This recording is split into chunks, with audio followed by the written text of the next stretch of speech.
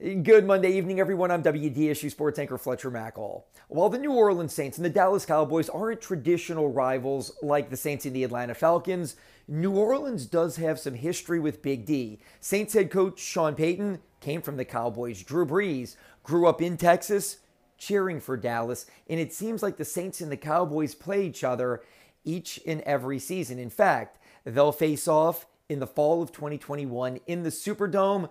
And when they play that game, Dallas will have its star quarterback under contract. On Monday afternoon, Dallas and Dak Prescott agreed to a mega deal.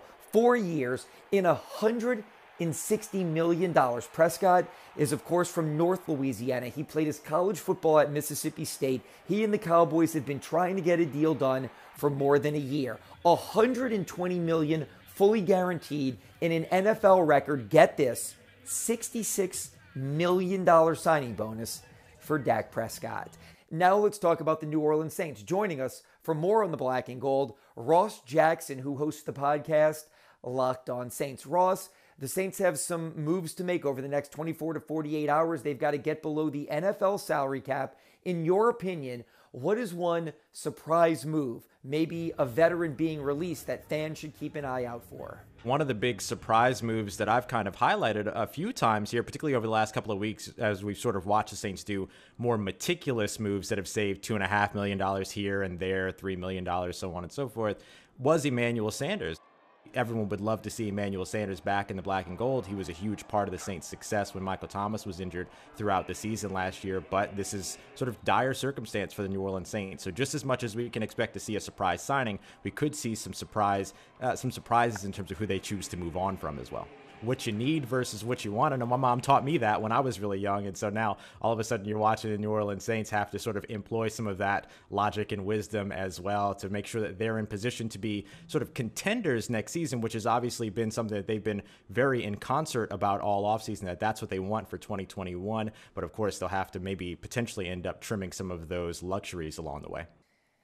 I think the Who Dat Nation would hate to see Emmanuel Sanders go, but if he's a luxury, not a necessity, it could certainly happen. I hope not, though. Let's look at free agency. If you had to rank three guys, Jameis Winston, Marcus Williams, and Trey Hendrickson, 1, 2, and 3 on New Orleans' priority list, how would you rank those three upcoming free agents?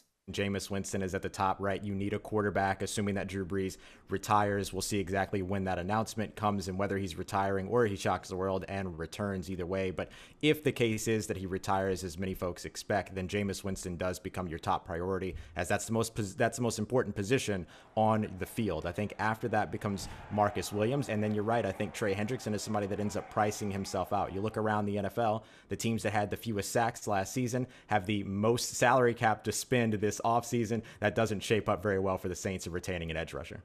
Yeah, I agree with you, Ross. My gut tells me that Trey Hendrickson ends up signing with the New York Jets. We shall see, but I do think the Saints are capable and will sign Jameis Winston and Marcus Williams. One wild card question here. I'm almost asking you this from the gallery. My brother, WDSU anchor Travers Mackel, says if Jameis Winston leaves, he and I had this discussion, who could the Saints sign as a veteran backup? He is big on Alex Smith, but I told him only Alex Smith if Jameis Winston isn't back, and I think Jameis Winston is going to be back. But let's just go down that lane or that path that he wants us to go down. If Jameis Winston lands in New England, Washington, Chicago, not with the Saints, how realistic is someone like Alex Smith? Oh, interesting.